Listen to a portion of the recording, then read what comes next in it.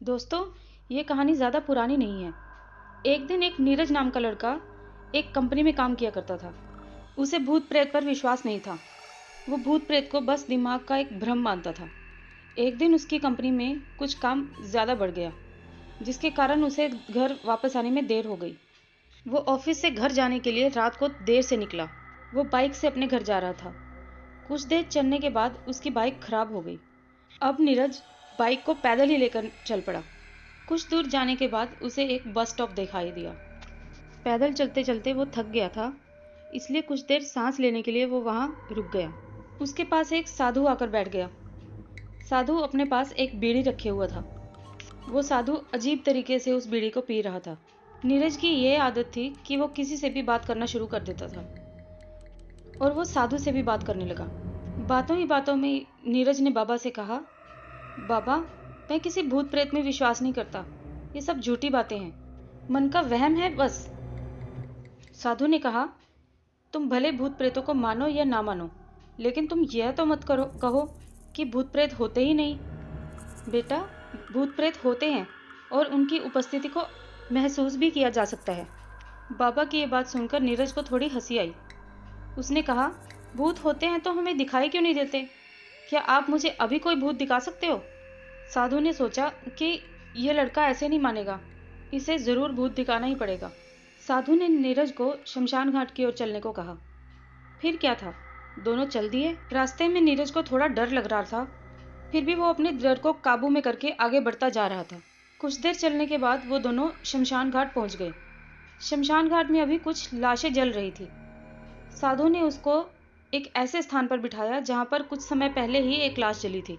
साधु ने जमीन में एक लोहे का कील गाड़ दिया, उसमें एक सफेद धागा बांध दिया और इस धागे के अंतिम छोर को नीरज को पकड़ने को कहा। नीरज ने चुपचाप धागा पकड़ तो लिया, मगर ये सब देखकर उसे अब थोड़ा थोड़ा डर लग रहा था। उसकी सांसें तेज हो रही थी, इसके साथ साथ उसके हाथ पैर भी कांप रहे थे। फिर भी उसने धागे को पकड़ लिया। साधु ने कुछ मिठाइयों को 4 जगह पर रख दिया। सारी मिठाइयाँ उस धागे के आसपास एक लाइन में ही रखी हुई थी।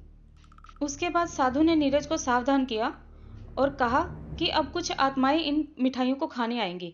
जब तक वो ये मिठाइयाँ खाकर चली न जाएं, तब तक तुम इस धागे को हाथ से मत छोड़ना, पकड़े रखना इसको अच्छे से।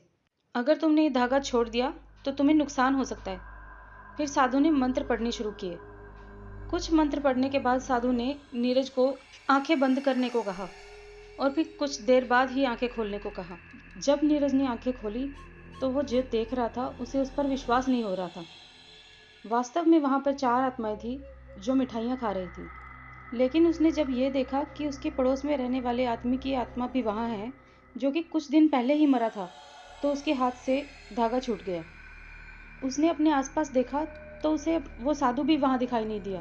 नीरज तेजी से शमशान घाट से अपने घर की ओर भागने लगा। जब वह अपने घर की ओर जा रहा था तो उसने सुना उसे पीछे से उसका नाम लेकर कोई बुला रहा था। उसको पीछे से कई तरह की आवाजें आ रही थी, लेकिन नीरज में पीछे मुड़ के देखने की हिम्मत नहीं थी। अपने घर जाने के बाद उसने ये सब बातें अपने माँ बाप से बताई। फिर वो अपने कमरे में जाकर सो गया। लेकिन अगले दिन जब उसकी आंख खुली तो उसने अपने आप को उसी शमशान घाट में पाया जहाँ पर उसने आत्माओं को देखा था। इसके बाद नीरज दिमागी तौर पर बीमार रहने लगा। उसे ये समझ ही नहीं आता था कि सच क्या है और झूठ क्या है। नीरज ने उस साधक को ढूंढने की बहुत कोशिश की, मगर वो साधु उसे कहीं नहीं मिला। आपको ये कहानी कैसी लगी, प्लीज़ हमें कमेंट बॉक्स में बताएं। मेरे इस चैनल को सब्सक्राइब करें, इस वीडियो को लाइक करें और अपने फ्रेंड्स और फैमिली के साथ इस वीडियो को शेयर भी करें। धन्यवाद।